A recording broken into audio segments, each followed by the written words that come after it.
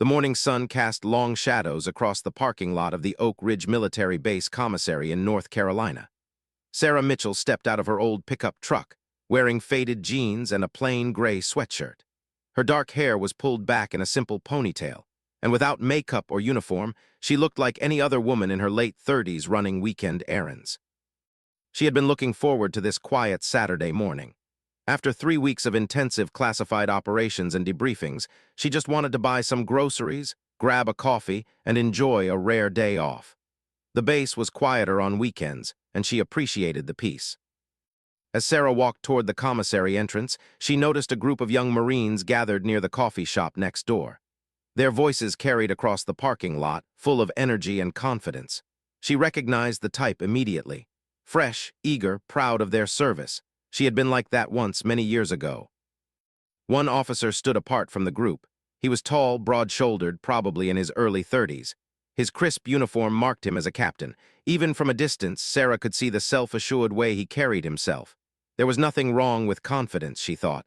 The Marines earned their pride, but sometimes that confidence crossed into arrogance.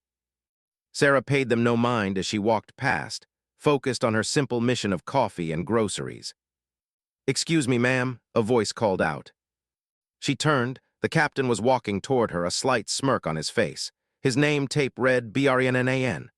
Behind him, a few of his fellow Marines watched with amused grins. "Yes," Sarah replied politely. Captain Brennan looked her up and down, his expression showing barely concealed amusement. "This is a military commissary. You know you need military ID to shop here, right?" Sarah kept her face neutral. "I'm aware, thank you." "So are you military, or are you here with your husband?" His tone was casual, but there was an edge of condescension to it. "I'm military," Sarah said simply. "Oh yeah," Brennan's smirk widened. He glanced back at his friends, then turned to her again. "Well, we're supposed to render proper customs and courtesies, so what's your rank?" He asked it like it was a joke, like he was humoring a child playing dress-up. Sarah studied him for a moment. She had dealt with this attitude before, many times. In the early days, it had bothered her. It had made her angry. But after nearly 2 decades of service, after everything she had seen and done, it mostly just made her tired. "Major," she said quietly. The smile on Brennan's face faltered for just a second, but then returned. "Right, sure. And what do you do, Major? Admin, personnel." There it was, the assumption. Even when faced with the possibility that she might outrank him, he immediately assumed she must be in some support role, something safe, something appropriate for a woman in his narrow view. "Special operations," Sarah replied, her voice still calm. Now Brennan laughed outright. "Okay, ma'am. Special operations. Look, I don't know who you're married to, but you should know that stolen valor is actually a crime. You can't just go around claiming ranks and—" "Captain Brennan," a new voice cut through the air like a knife. Everyone turned. A Marine colonel was walking toward them from the parking lot, his face stern. Sarah recognized him as Colonel Marcus Hayes, the base commander. She had briefed him just 2 days ago. Brennan's posture immediately snapped to attention. "Sir." Colonel Hayes walked past Brennan without even looking at him, stopping directly in front of Sarah. Then, to the shock of every Marine watching, he came to attention and rendered a sharp salute. "Major Mitchell," Hayes said with unmistakable respect. "I didn't know you were still on base. I thought you'd be on leave by now." Sarah returned the salute with practiced precision. "Good morning, Colonel. Just picking up a few things before I head out." "You've earned your rest," Hayes said. "That operation you led last month was exceptional. The Commandant specifically mentioned you in his briefing to the Joint Chiefs." "Just doing my job, sir," Sarah replied. Hayes nodded, then finally turned to look at Captain Brennan, whose face had gone pale. "Captain, do you know who you're talking to?" "Sir, I didn't," Brennan stammered. "This is Major Sarah Mitchell," Hayes said, his voice hard. "Call sign, Elite. She's one of the most decorated special operations officers in the entire United States military. 2 silver stars, 4 bronze stars, and a Purple Heart. She's led more combat missions than you've had hot meals, Captain." The coffee cup in Brennan's hand began to tremble. Sarah could see the realization washing over his face, followed quickly by horror and embarrassment. "Sir, I apologize. I didn't recognize," Brennan started. "You didn't recognize her because she wasn't in uniform," Hayes interrupted. And because you made assumptions, bad assumptions. He looked at Sarah. Major, I apologize for this officer's conduct, I assure you. Sarah held up a hand gently. It's all right, Colonel, no harm done. With respect, ma'am, there is harm done, Hayes said firmly. Accusing an officer of stolen valor is a serious matter. The parking lot had gone completely silent. More people had emerged from the commissary and coffee shop, drawn by the commotion. Everyone was watching now. Brennan's hand was shaking so badly that coffee began to slosh over the rim of his cup. He looked down at it, then back up at Sarah, his face a mask of mortification. The cup slipped from his fingers and hit the pavement, splashing coffee across his polished shoes. No one moved to help him, no one spoke. Sarah looked at the young captain, seeing not just his arrogance but his youth, his inexperience. She remembered her own early days, the mistakes she had made, the lessons she had learned the hard way. Colonel Hayes, Sarah said calmly, I appreciate your support, but I think the captain understands the situation now. We all make mistakes. Hayes looked like he wanted to argue, but he knew better than to contradict a senior officer's wishes, even in this situation. As you say, Major. He turned back to Brennan. Captain, you will report to my office at 0800 Monday morning. Clear. Yes, sir, Brennan managed, his voice barely above a whisper. Hayes saluted Sarah once more, then walked away, shaking his head. The crowd began to disperse, whispers spreading like wildfire. Sarah could imagine the story being told and retold throughout the base by evening, the cocky captain who challenged the legendary Major Elite. Sarah turned to leave, ready to finally get that coffee and forget this whole incident. Major Brennan's voice stopped her. Ma'am, I'm sorry, there's no excuse for what I said. What I implied, I was completely out of line. Sarah turned back to face him. He stood there, coffee staining his uniform shoes, his friends having scattered, his pride thoroughly shattered. Apology accepted, Captain, she said. Can I ask? He hesitated.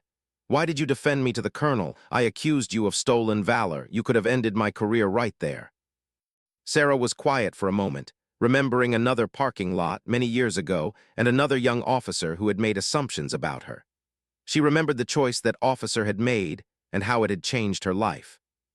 Because, Captain Brennan, she finally said, the measure of a person isn't whether they make mistakes, it's what they do after. You can learn from this or you can let it destroy you. That choice is yours. She walked away then, leaving him standing in the parking lot with his spilled coffee and his shattered assumptions. What Sarah didn't tell him was that this encounter had brought back a flood of memories. Memories of the long, hard road that had led her to this moment. Memories of the people who had underestimated her. And memories of the ones who had believed in her when no one else would. As she finally entered the coffee shop, Sarah's mind drifted back to where it had all started. To a small recruiting office in Tennessee 18 years ago, and to a young woman with a dream that everyone said was impossible. 18 years earlier, Sarah Mitchell had been a completely different person. At 20 years old, she stood in a recruiting office in her hometown of Knoxville, Tennessee, her heart pounding with determination and fear. She had grown up in a working-class neighborhood where most kids followed one of two paths. They either stayed and worked in the factories, or they left for college and never looked back. Sarah's family couldn't afford college, but she was determined to leave anyway, determined to be more than what everyone expected. The Army recruiter, Sergeant First Class Williams, had looked at her paperwork with a frown. Your test scores are excellent, he said. Top marks in everything. You could go into intelligence, maybe communications. I want infantry, Sarah said. Williams had actually laughed. Ma'am, that's not possible. Women can't serve in infantry. It's not allowed. This was 2005. The combat exclusion policy was still in effect. Women couldn't officially serve in direct combat roles, even though everyone knew they were fighting and dying in Iraq and Afghanistan anyway. Then what's the closest I can get? Sarah had asked. Williams studied her for a long moment. You could try for military police, they see combat, or intelligence. Some of those positions deploy forward. Sarah had signed up that day for military police with a promise to herself. She would find a way to prove herself, to show that she belonged on the front lines just as much as any man. Basic training had been hard, but not in the ways she expected. The physical challenges were difficult but manageable. She was strong, fast, and determined. What was harder was the constant doubt from others. Drill sergeants questioned whether she would quit. Fellow soldiers assumed she was there to find a husband. Instructors gave her pitying looks when she volunteered for the toughest assignments. But Sarah never quit. Not when she was the only woman in her squad who passed the first ruck march. Not when a male soldier twice her size tried to intimidate her into dropping out. Not when she scored expert marksman on the rifle range and some of the men claimed she must have cheated. She graduated in the top 5% of her class. Her first deployment came in 2006. Iraq. She was assigned to a military police unit conducting convoy security and base protection. It was dangerous work, but Sarah wanted more. She wanted to be where the real action was. The opportunity came unexpectedly. A special forces team operating out of her base needed someone to help with intelligence gathering in local villages. They needed someone who could interact with Iraqi women who wouldn't be allowed to speak with male soldiers. It was called a cultural support team role. Sarah volunteered immediately. Captain David Chen, the Special Forces team leader, had been skeptical at first. "This isn't convoy duty," he told her bluntly. "We're going into hostile territory. Taliban and Al-Qaeda operate in these areas. If something goes wrong, you'll need to fight your way out just like everyone else." "I understand, sir," Sarah had replied. "I'm ready." "We'll see," Chen said. That first mission had been terrifying. Sarah rode in a Humvee with the Special Forces team, her heart racing as they drove through narrow streets in a city that wanted them dead. Every window could hide a sniper. Every pile of trash could hide an IED. They reached the target house without incident. While the men secured the perimeter, Sarah went inside with the interpreter to speak with the women of the household. The intel they gathered that day led to the capture of a high-value target the following week. Chen had looked at Sarah differently after that. "You did good work," he told her. "Want to do it again." She did it again, and again, and again. Over the next 2 years, Sarah deployed on dozens of missions with Special Forces teams. She learned to move like they moved, think like they thought. She learned combat medicine, advanced marksmanship, close quarters battle tactics. The Special Forces soldiers taught her everything they could, impressed by her dedication and skill. One night, after a particularly intense mission that had ended in a firefight, Chen pulled her aside. "You're wasted in military police," he said. "Have you thought about going to officer candidate school?" "I don't have a college degree," Sarah replied. "You have battlefield experience and the respect of every Green Beret on this base. Trust me, that counts for more. There are programs, ways to make it happen." Sarah had taken his advice. When her deployment ended, she applied for a special commissioning program. It took 2 years of night classes and correspondence courses while serving, but she earned her degree and her commission. In 2009, newly commissioned Second Lieutenant Sarah Mitchell reported to her first assignment as an officer, a military intelligence unit preparing to deploy to Afghanistan. She was 24 years old, and she had already seen more combat than most career soldiers. But she was still a woman in a military that didn't fully trust women in combat roles. Her new commander, Lieutenant Colonel Robert Price, made his feelings clear in their first meeting. "I don't know what strings you pulled to get here, Mitchell," he said, "but in my unit you'll be working intelligence analysis, behind a desk. Is that understood?" "Yes, sir," Sarah said, hiding her disappointment. For 6 months, she did exactly that. She sat behind a desk at a forward operating base in Afghanistan, analyzing reports, building target packages, and watching as male officers led the missions she had helped plan. It was soul-crushing. Then came the night that changed everything. A mission went wrong. A team had been sent to capture a Taliban commander, but they had walked into an ambush. 3 soldiers were wounded, pinned down in a compound with insurgents closing in from all sides. Sarah was in the operations center when the call for help came through. She watched on the drone feed as the situation deteriorated. The quick reaction force was 20 minutes out. The soldiers didn't have 20 minutes. Lieutenant Colonel Price was trying to coordinate the response, but he was struggling. He didn't know the terrain like Sarah did. She had studied every inch of that area, built intelligence reports on every building. "Sir," Sarah spoke up, "there's a route, southwest corner of the compound. It leads to an alley that connects to the main road. The QRF could approach from that direction, flank the insurgents." Price barely looked at her. "We're working on it, Lieutenant." "Sir, with respect, I know this area. I've mapped every—" "I said we're working on it," Price snapped. Sarah watched the screen, her jaw clenched. The soldiers were running out of ammunition. One of the wounded wasn't moving anymore. She made a decision that could have ended her career. Sarah stood up, walked to the radio, and broadcast directly to the Quick Reaction Force commander, Captain James Rodriguez. "Viper 6, this is Overwatch 2. I have a route for you. Southwest corner, coordinates to follow. It will put you behind the enemy position." There was a pause, then Rodriguez's voice came back. "Overwatch 2, send it." Sarah read out the coordinates and directions, her voice steady despite the rage radiating from Lieutenant Colonel Price. "You're relieved," Price shouted at her. "Get out of my operations center." Sarah didn't move. "Sir, those soldiers need—" "I said get out." Sarah left, her hands shaking with anger and fear.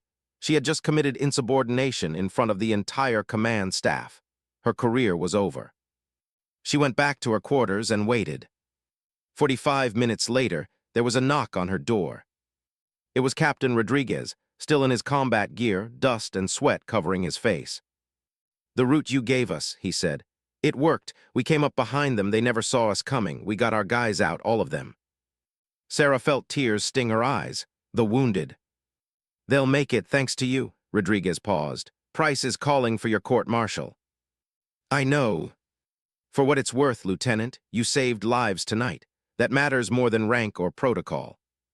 But military justice didn't see it that way, or at least it shouldn't have. The next morning, Sarah was preparing for the worst when she was summoned to see Colonel James Bradford, the overall base commander. She had never met him before. She entered his office expecting to be formally charged. Instead, Bradford gestured for her to sit. "I've reviewed what happened last night," he said. "You disobeyed a direct order from your commanding officer." "Yes, sir." "Why?" Sarah met his eyes. "Because soldiers were dying and I knew how to help them. I couldn't just sit there and do nothing." Bradford was quiet for a long moment. Then he said something she never expected. "I've also reviewed your service record, your combat deployments, the commendations from Special Forces teams you've worked with. Lieutenant Mitchell, you're not being charged with anything. Instead, I'm transferring you to a special task force that's being formed. They need officers with your skills and experience." Sarah couldn't believe what she was hearing. "Sir." "The military is changing, Lieutenant. Slowly, but it's changing. We're starting to realize that combat doesn't care about gender. Bullets don't discriminate, and neither should we." He slid a folder across the desk. "This is an opportunity, don't waste it." That opportunity had been the beginning of Major Sarah, Elite, Mitchell's legendary career. But as she sat in the coffee shop at Oak Ridge, 18 years later, Sarah knew that the road from that moment to this one had been paved with sacrifice, pain, and losses that still haunted her dream. The special task force that Colonel Bradford had assigned Sarah to was officially called the Joint Expeditionary Support Unit. Unofficially, everyone called it the testing ground. It was 2010, and the military was slowly, grudgingly beginning to acknowledge that women were already fighting in combat. They just weren't getting credit for it. The task force was an experiment, a way to see how far they could push the boundaries before the official policies changed. Sarah arrived at the unit's base in Virginia to find that she was one of only 3 women among 40 soldiers. The mission was vague: conduct specialized operations in support of regular forces. In practice, it meant they were being trained for everything from direct action raids to sensitive intelligence gathering. The training was brutal. They ran miles every morning in full gear. They practiced room clearing, hostage rescue, combat medicine, and survival skills. They were pushed to their absolute limits, physically and mentally. Many of the men resented the presence of women. They made their feelings known through cold shoulders, dismissive comments, and deliberate exclusion from informal gatherings where important information was often shared. But Sarah had dealt with resentment before. She kept her head down and her performance high. The unit commander was a gruff Army major named Frank Dawson. He was in his late 40s, a veteran of multiple wars, and he had a reputation for being absolutely fair but completely unforgiving of weakness. 3 months into training, Dawson called Sarah into his office. Mitchell, you're keeping up with the men physically, your tactical skills are sharp, and your mission planning is among the best in the unit. Thank you, sir. But you have a problem. Sarah's stomach tightened. Sir. You don't trust anyone. You work alone, you don't ask for help, and you haven't bonded with your team. In special operations, that will get you killed. He was right. Sarah had been so focused on proving she could do everything herself that she had isolated herself. In 2 weeks, we're doing a major training exercise, Dawson continued. You'll be team leader for one of the squads. Your performance will determine whether you stay in this unit or get reassigned. Learn to trust your people, Mitchell. That's an order. The training exercise was designed to simulate a hostage rescue in an urban environment. Sarah's team consisted of 5 other soldiers, all men, none of whom seemed thrilled to be led by her. The biggest skeptic was Sergeant First Class Mike Torres, a combat veteran with 3 deployments and an attitude problem. No offense, ma'am, he said during their first planning session, but I've been doing this for 10 years. Maybe you should let me take lead on the tactical approach. Sarah looked at him steadily.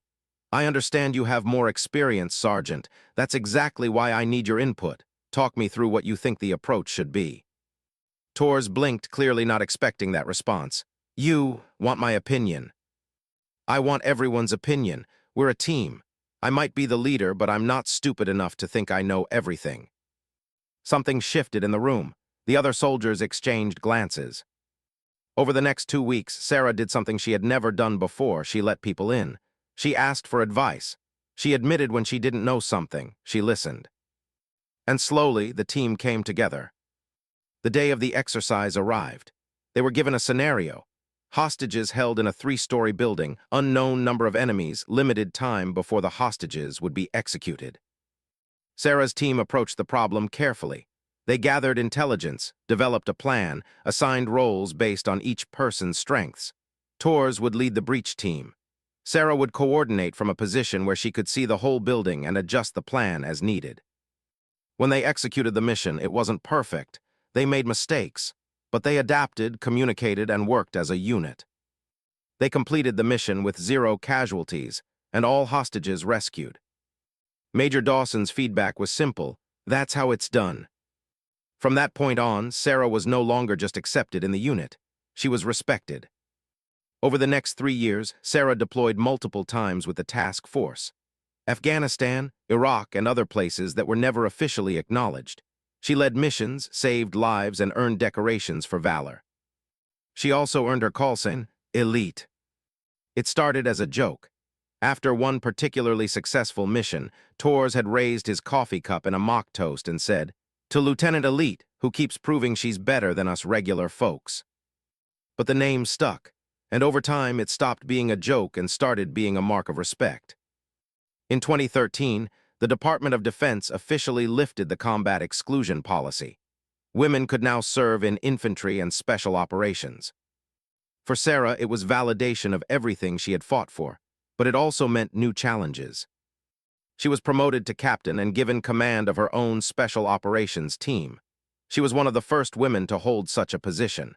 The scrutiny was intense. Every decision she made was examined. Every mistake was magnified. The pressure was crushing.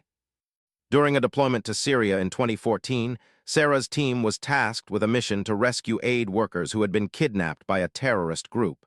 The intelligence was time-sensitive. They had to move fast. Sarah made the call to launch the mission with limited reconnaissance. It was a calculated risk. They hit the target compound at midnight. The mission went smoothly at first. They found the hostages and were beginning the extraction when everything went wrong. The compound was booby-trapped. An explosion tore through the building, collapsing part of the structure. 2 of Sarah's soldiers were caught in the collapse. The hostages were screaming. Enemy fighters were converging on their position. Sarah had seconds to make a choice: pull back and save most of the team, or push forward and try to save everyone. She chose to push forward. In the chaos that followed, Sarah pulled one of her trapped soldiers from the rubble with her bare hands, even as bullets snapped through the air around her. Sergeant Torres, who had become one of her closest friends and most trusted teammates, provided covering fire while she worked.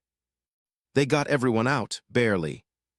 But Torres was hit during the extraction. A bullet to the chest. Sarah held pressure on the wound during the helicopter ride back to base, his blood soaking her uniform, his eyes locked on hers. "You came back for us," he whispered. "You didn't leave us." "Never," Sarah said, tears streaming down her face. "I will never leave you behind." Torres survived, but he would never serve in combat again. The injury ended his career.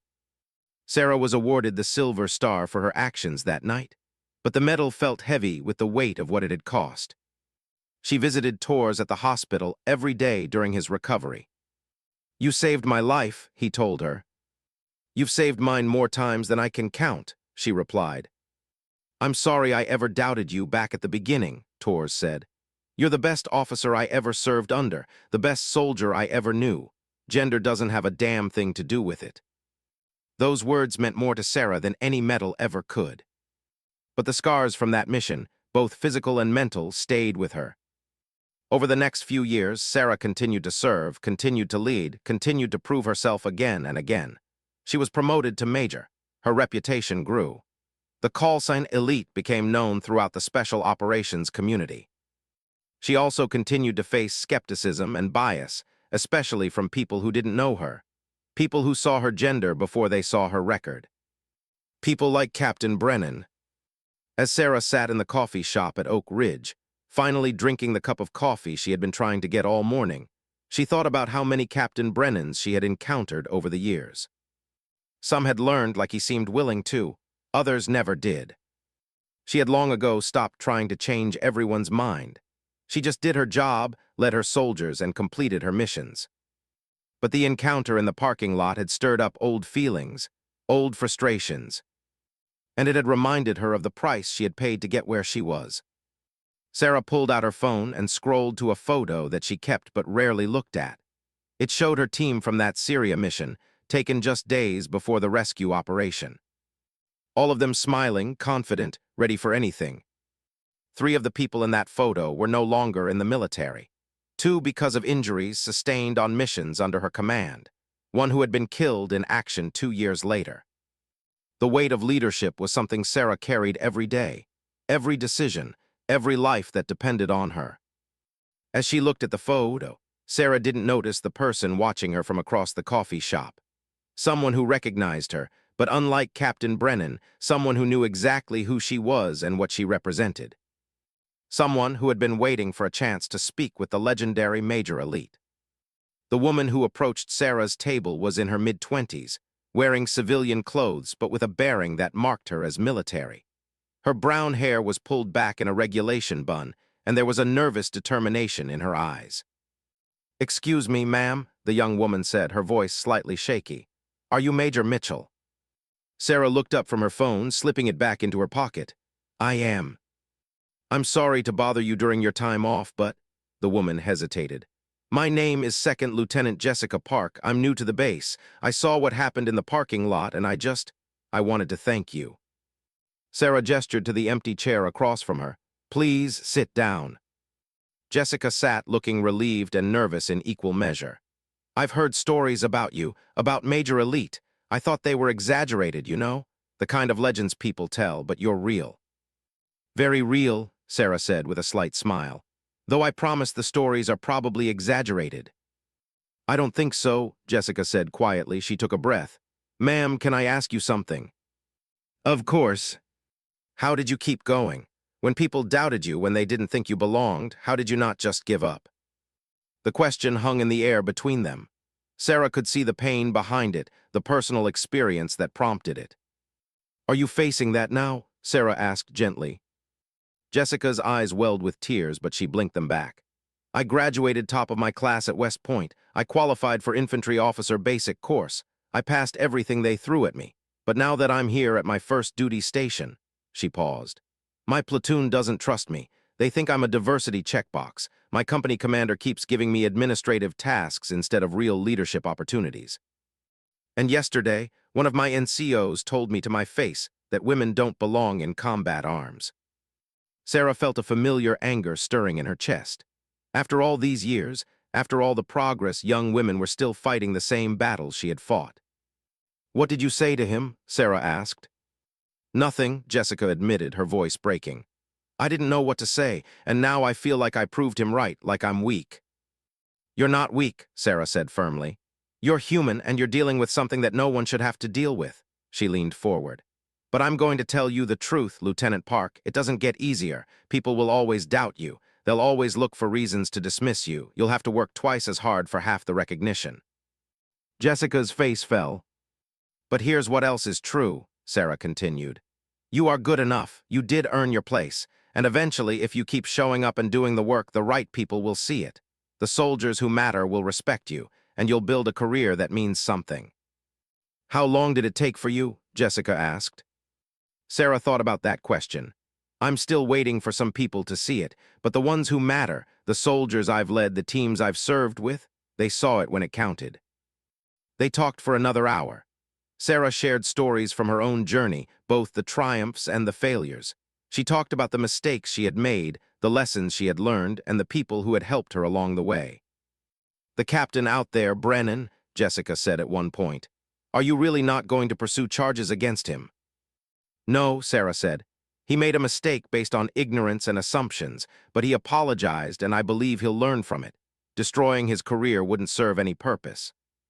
You're more forgiving than I would be, Jessica said. I've learned that carrying anger is exhausting, Sarah replied. Save your energy for the fights that matter. When they finally parted, Jessica looked different. Still nervous, still facing an uphill battle, but with something new in her eyes. Hope, maybe, or determination. Sarah watched her leave, feeling something she hadn't felt in a long time. Not just satisfaction at helping someone, but a sense of purpose beyond the next mission. She was gathering her things to leave when her phone rang. The number was from the base headquarters. Major Mitchell, she answered. Ma'am, this is Corporal Jenkins from Colonel Hayes' office. The colonel would like to see you at your earliest convenience. Sarah glanced at her watch. So much for a day off. I can be there in 15 minutes. Thank you, ma'am. Sarah drove to the headquarters building, wondering what this was about. She hoped Hayes wasn't planning some official action against Brennan despite her wishes. That would just make the whole situation worse. But when she entered Hayes' office, she found him sitting with another officer she didn't recognize. The man was older, probably in his late 50s, wearing army dress blues with stars on his shoulders. A general. Sarah snapped to attention and saluted.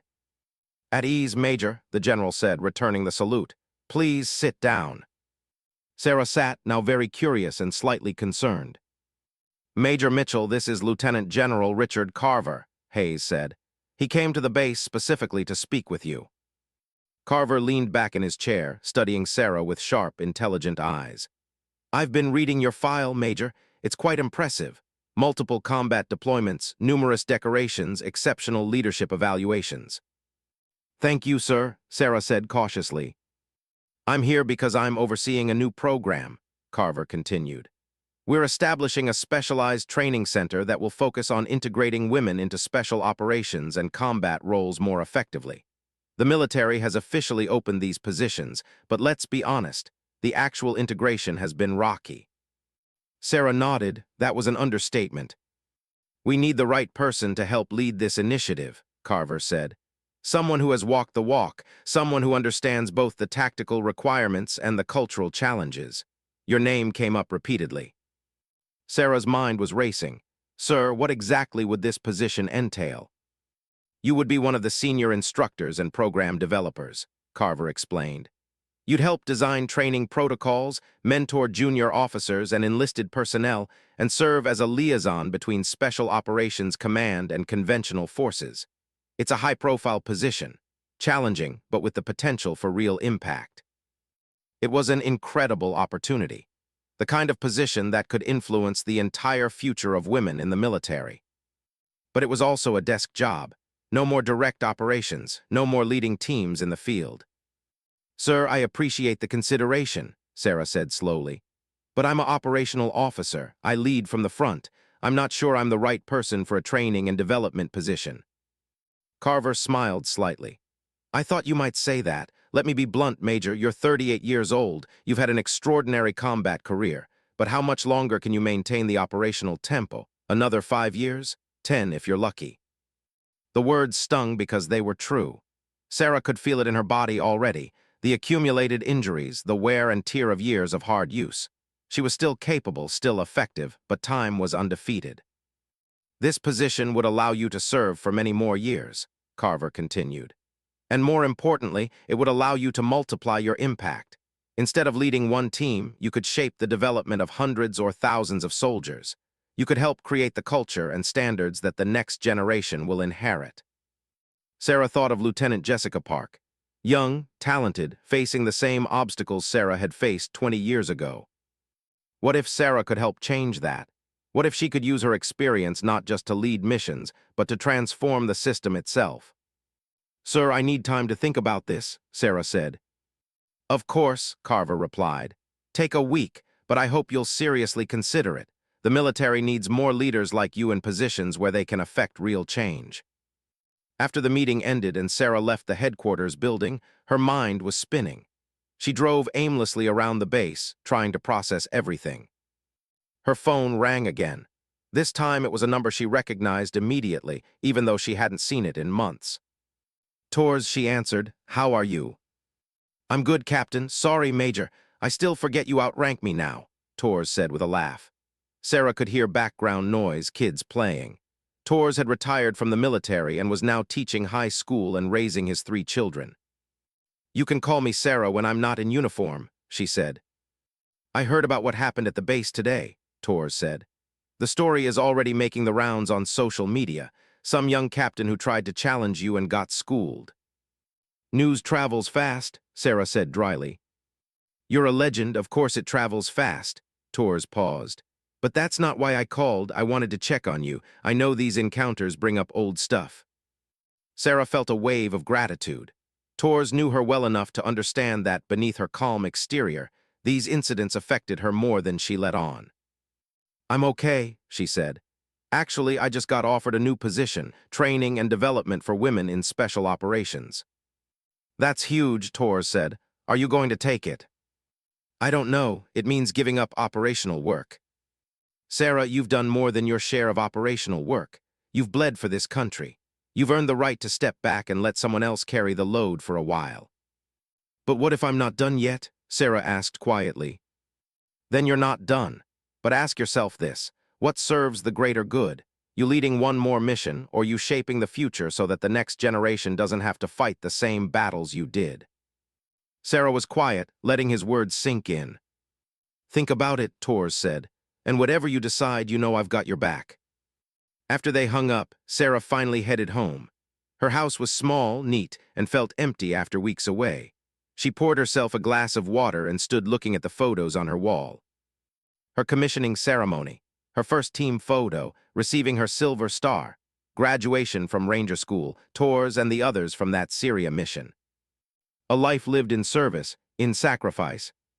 But what came next? As the sun set, Sarah made a decision.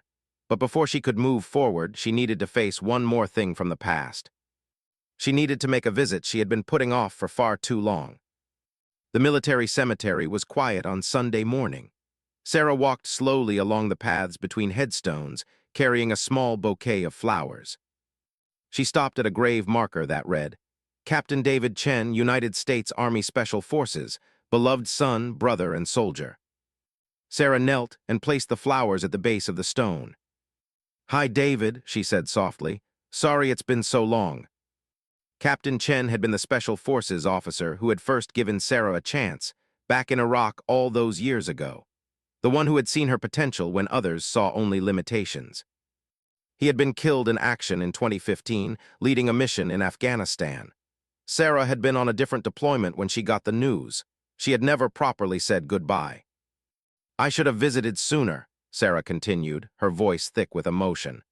"I kept telling myself I was too busy, too many missions, but the truth is I didn't want to face it, didn't want to accept that you were really gone." The morning breeze rustled through the trees surrounding the cemetery.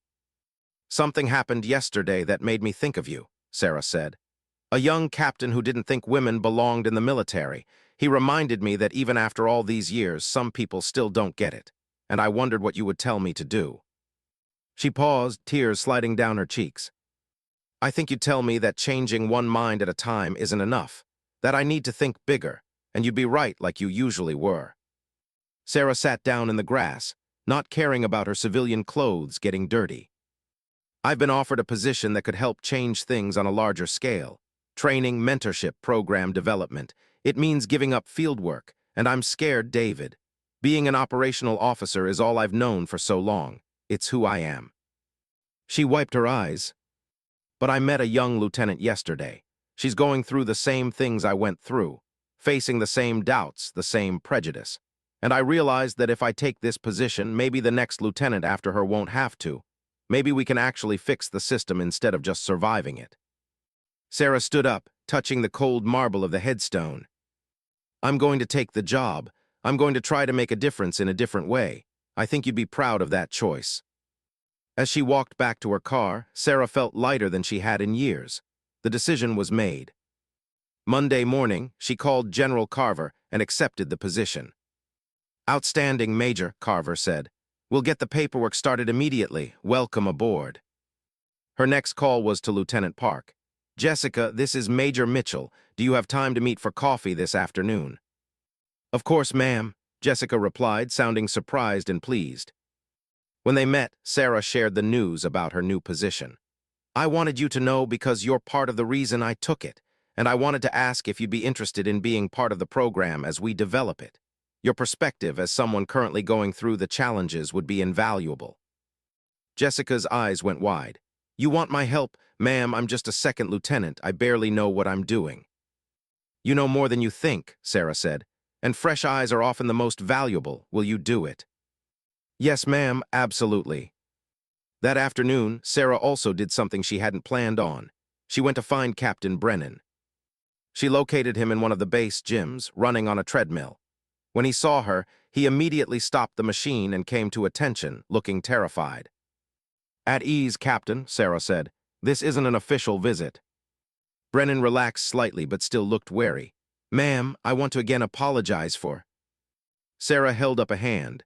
I know, and your apology was accepted, but I wanted to talk to you about something else. She gestured to a bench, and they both sat. You made assumptions about me based on my gender, Sarah said bluntly. It was wrong and it was unfair, but you're not the first person to do it and you won't be the last. Brennan looked down at his hands, shame evident on his face. The question is, what are you going to do with this experience? Sarah continued. You can let it humiliate you or you can let it educate you. I want to learn from it, ma'am, Brennan said quietly. Good, then I have a suggestion. I'm going to be heading up a new training program focused on integrating women into special operations and combat roles. We're going to need officers who can help bridge the cultural gaps. Officers who have had their own biases challenged and come out better for it.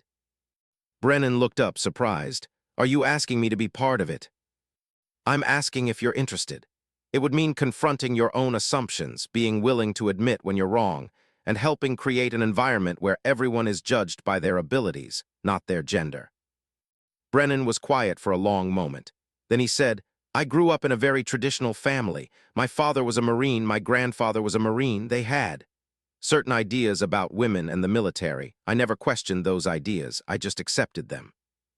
And now, Sarah asked, now I realize that I was wrong, that they were wrong. Not every tradition is worth keeping. He met Sarah's eyes. If you're willing to give me a chance despite how we met, I'd be honored to be part of the program. Sarah nodded. I'll be in touch. Over the next several weeks, Sarah began transitioning out of her operational role and into her new position. It was harder than she expected. Saying goodbye to her team, knowing she wouldn't be leading them into the field anymore, felt like losing a part of herself. But as she began working on the new program, developing curriculum, interviewing candidates, and building a vision for what integrated special operations could look like, she felt a different kind of purpose taking root. She was joined by an increasingly diverse team. Lieutenant Park brought the perspective of a junior officer currently facing integration challenges. Sergeant First Class Maria Rodriguez, a combat veteran and military intelligence specialist, brought enlisted insight. And yes, Captain Brennan, who proved to be genuinely committed to change and brought valuable perspective from someone who had undergone a transformation in thinking. They also brought in male officers and NCOs who had successfully led integrated teams, learning from their experiences about what worked and what didn't. 3 months into the program development, Sarah was invited to brief the Joint Chiefs of Staff on their progress. Standing in the Pentagon, presenting to the highest-ranking officers in the military, Sarah thought about how far she had come from that recruiting office in Tennessee. She concluded her presentation with words she had thought about carefully. The question is not whether women can serve in combat roles. They already have and they already do. The question is whether we as an institution will create the systems and culture to allow them to succeed to their full potential, not by lowering standards but by eliminating irrelevant barriers, not by asking for special treatment but by demanding fair treatment. The military becomes stronger when we utilize all available talent. That's not a political statement. It's a tactical reality. The room was silent when she finished. Then the chairman of the Joint Chiefs, a 4-star Army general, nodded. Major Mitchell, this is exactly the kind of forward-thinking leadership we need. You have full support to move forward with implementation. 6 months later, the program officially launched at 3 pilot bases. The media coverage was intense. Sarah did several interviews, always keeping the focus on the mission and the soldiers, not on herself. But one interview stood out. A reporter asked, "Major Mitchell, you're being called a pioneer for women in the military. How does that feel?" Sarah thought about all the women who had come before her. The nurses in World War II, the pilots who flew in non-combat roles in Vietnam, the soldiers who had served with distinction even when official policy said they couldn't. "I'm not a pioneer," Sarah said firmly. "I'm standing on the shoulders of women who fought these battles long before I did, women whose names we don't know, whose sacrifices weren't always recognized. I'm just trying to make sure the next generation doesn't have to fight as hard as we did." The program was not without challenges. There was resistance from some quarters, criticism from others. Some argued the standards were being compromised, others claimed the changes didn't go far enough. But slowly, measurably, things began to change. Female soldiers in the program reported better integration experiences. More of them successfully completed advanced training courses. Command climate surveys showed improving attitudes. It wasn't perfect, it wasn't fast, but it was progress. 2 years after that encounter in the parking lot, Sarah was promoted to lieutenant colonel. At her promotion ceremony, attended by family, friends, and colleagues, she looked out at the audience and saw faces that represented her journey. Torres was there, walking with a slight limp but grinning with pride.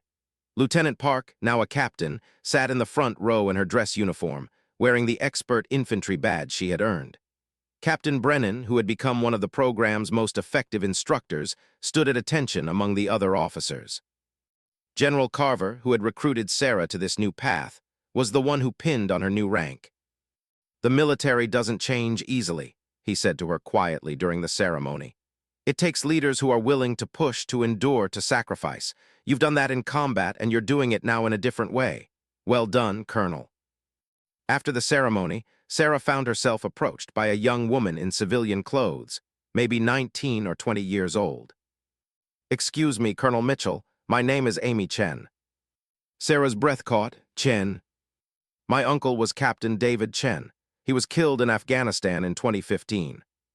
Sarah felt tears spring to her eyes. "David was one of the finest officers I ever served with. He gave me my first real chance in special operations." Amy smiled, her eyes also wet. "My family told me to look for you if I ever had the chance. They said Uncle David wrote about you in his letters home, about a young MP who was determined to prove herself."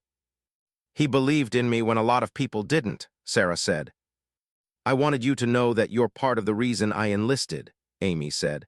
"I ship to basic training next month, and I'm going to try out for special operations when I'm eligible." Sarah looked at this young woman, standing at the beginning of a journey that Sarah knew would be difficult but potentially extraordinary. "Your uncle would be so proud," Sarah said. "And if you ever need advice, guidance, or just someone to talk to, you call me. Understood?" "Yes, ma'am," Amy said, standing a little taller. That evening, Sarah returned home to her quiet house. She changed out of her dress uniform and stood in her living room, looking at the photos on the wall. She added a new one from today's ceremony, not of herself, but of the moment when Amy Chen had approached her, a reminder of why this new mission mattered. Sarah's phone buzzed with a text from Torres. "Congrats, Colonel. You've come a long way from that kid who was too stubborn to quit. Proud to have served with you." She smiled and typed back, "Couldn't have done any of it without you and the team. Thank you for believing in me." As she settled into her favorite chair with a cup of tea, Sarah reflected on the unexpected path her life had taken. She had started her military career just wanting to prove she could do the job, wanting to earn respect, wanting to serve her country. Along the way, she had discovered that her mission was bigger than just her own success. It was about opening doors for those who came after.